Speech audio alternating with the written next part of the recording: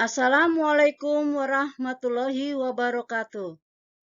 Perkenalkan, nama saya Dwi Cahyaningsih, asal sekolah SMK Negeri 2 Cimahi. Saya mengajar pendidikan Pancasila dan Kewarganegaraan kelas 12. Di sini saya akan memaparkan materi tentang perlindungan dan penegakan hukum di Indonesia.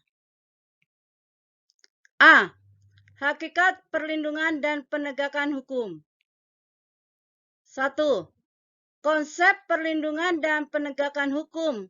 Menurut Amdi Hamzah, perlindungan hukum dimaknai sebagai daya upaya yang dilakukan secara sadar oleh setiap orang maupun lembaga pemerintah dan swasta yang bertujuan mengusahakan pengamanan, penguasaan, dan pemenuhan kesejahteraan hidup sesuai dengan hak-hak asasi yang ada. Suatu perlindungan dapat dikatakan sebagai perlindungan hukum apabila mengandung unsur-unsur sebagai berikut. A. Adanya perlindungan dari pemerintah kepada warganya. B. Jaminan kepastian hukum. C. Berkaitan dengan hak-hak warga negara. D. Adanya sanksi hukuman bagi pihak yang melanggarnya. Pada hakikatnya, setiap orang berhak mendapatkan perlindungan dari hukum. Oleh karena itu, terdapat banyak macam perlindungan hukum. Perlindungan hukum terhadap konsumen diatur dalam Undang-Undang RI Nomor 8 Tahun 1999 tentang perlindungan konsumen. Perlindungan hukum di Indonesia diberikan juga kepada hak atas kekayaan intelektual. Pengaturan mengenai hak atas kekayaan intelektual meliputi hak cipta dan hak atas kekayaan industri. Pengaturan mengenai hak atas kekayaan intelektual tersebut telah dituangkan dalam sejumlah peraturan perundang-undangan, seperti Undang-Undang Nomor 28 Tahun 2014 tentang hak cipta. Hukum dapat secara efektif menjalankan fungsinya untuk melindungi kepentingan manusia apabila ditegakkan.